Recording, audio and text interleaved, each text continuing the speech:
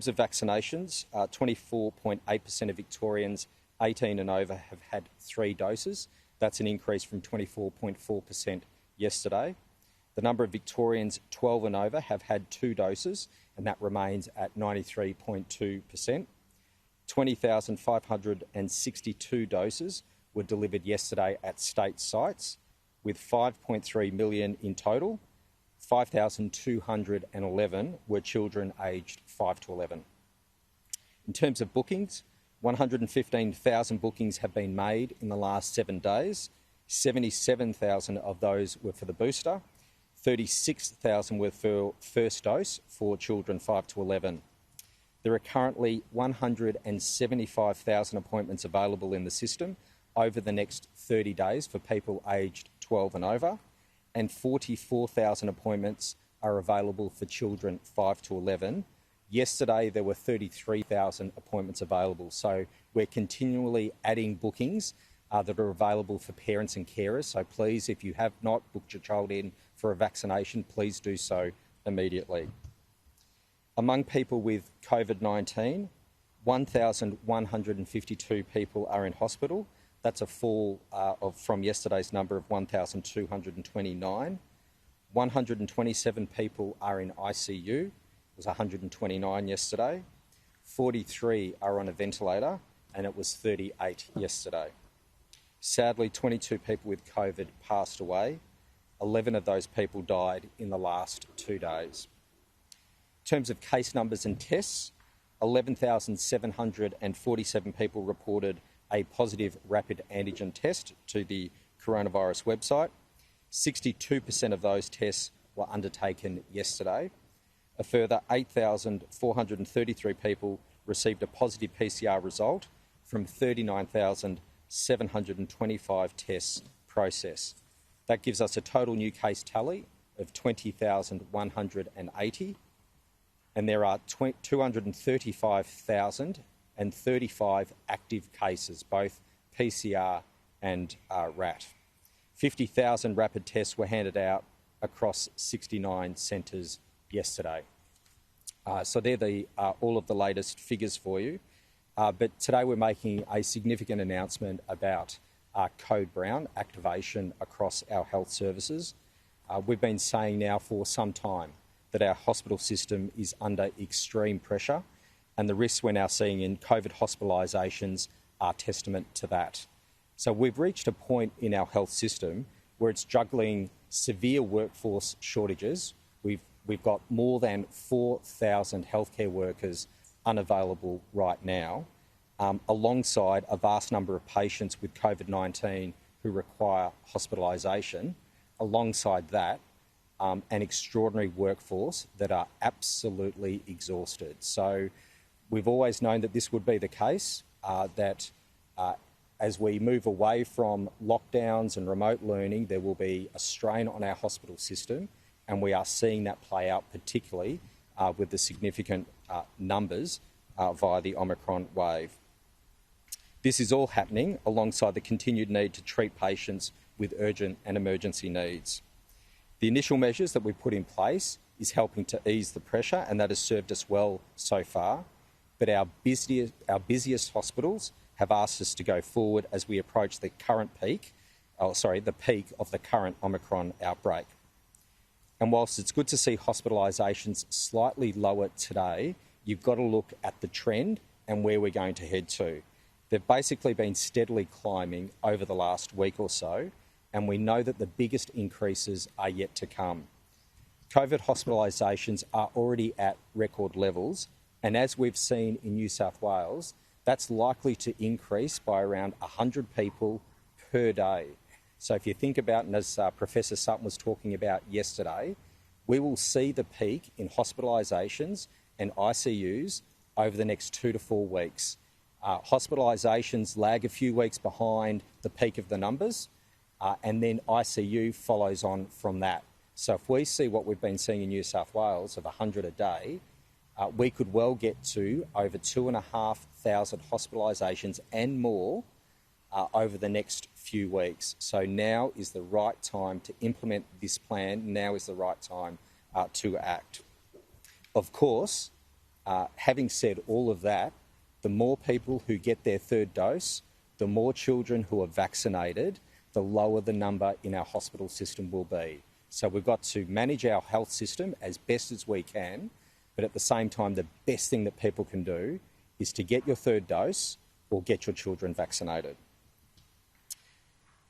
So we need to continue to ensure our hospitals are ready to treat the worst cases in the most ill patients. That's why we're taking the next step of announcing a coordinated pandemic code brown across all public metropolitan and major regional hospitals from midday tomorrow.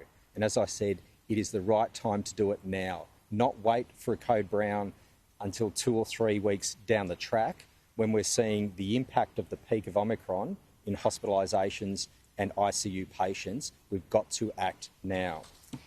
In terms of our regional health services, we're talking about Barwon Health, Grampians Health, Bendigo Health, Goulburn Valley Health, Albury-Wodonga Health and La Trobe Regional Hospital. So this coordinated approach will help ease the pressure on individual hospitals by better sharing the load across our system through prioritising resources, redistributing patient demand across the system and managing workforce shortages. So what does it look like? It will look like things such as redeploying staff to work in areas of highest clinical priority. It means prioritising the offload of ambulance patients at EDs to get paramedics back on the road as soon as possible. It means things like changing services to free up staff, including the delivery of outpatient services outside of the hospital. For healthcare workers, this means they might be performing different roles than usual. They might be working in different parts of the hospital, on different rosters, and it might mean consultation with staff about some of their leave arrangements.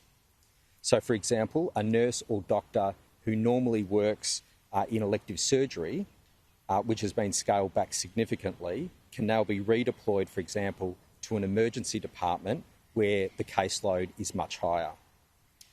So the compounding pressures on our health system mean that there may be changes to the way services are delivered, but importantly, these decisions, in fact all clinical decisions, remain with the clinicians. For example, some less urgent services, such as outpatient appointments, may cease or the delivery may be outside of a hospital setting. There also may be changes to the frequency in which patients can access certain services. The changes will give hospitals greater flexibility to prioritise services and free up additional staff to care for those with greatest need. Importantly, health services and the health workforce will continue to have responsibility for clinical and operational decisions that impact patients, and the sickest patients, as has always been the case, will be treated first. So what this means is that from midday tomorrow, hospitals will activate their individual code brown plan. So every hospital already has one in place and they're ready to go. From midday tomorrow, all of these health services will activate their individual plan. Health services will manage increasing demand, and I want to thank every single one of them and all their staff for their ongoing efforts on our front line. Health services are well prepared for this. They have their code brown plans in place and they know what to do, and Adam will speak about this in a moment. In order to support the health services, throughout the pandemic code brown, our hospitals will have the support from the department's new Health Service Response Centre. So we've had code browns in the past. We've had it with individual hospitals with the thunderstorm asthma event. We've had hospitals implement code brown during the Black Saturday emergency. This is the first time we're having a system-wide pandemic COVID brown, and why we need this response centre. So the centre will have an overview of what is happening in all of our hospitals to help coordinate patient flow and distribute patients across the hospital network. The centre will also support decisions around service reconfiguration, such as suspending particular activity or moving to home-based care, helping to make those calls when all other options have been exhausted. Additionally, we're expanding the amount of COVID streaming sites to increase the number of hospitals caring for coronavirus patients. This will mean more hospitals sharing the load as we deal with this extraordinary demand. So, as I said before, we're joined today by Deputy State Controller Adam Horsburgh, who will head up this centre and who can speak to what a code brown will mean on the ground in our hospitals. And Adam's also the CEO of Austin Health, so he knows better than anyone else what changes will be implemented.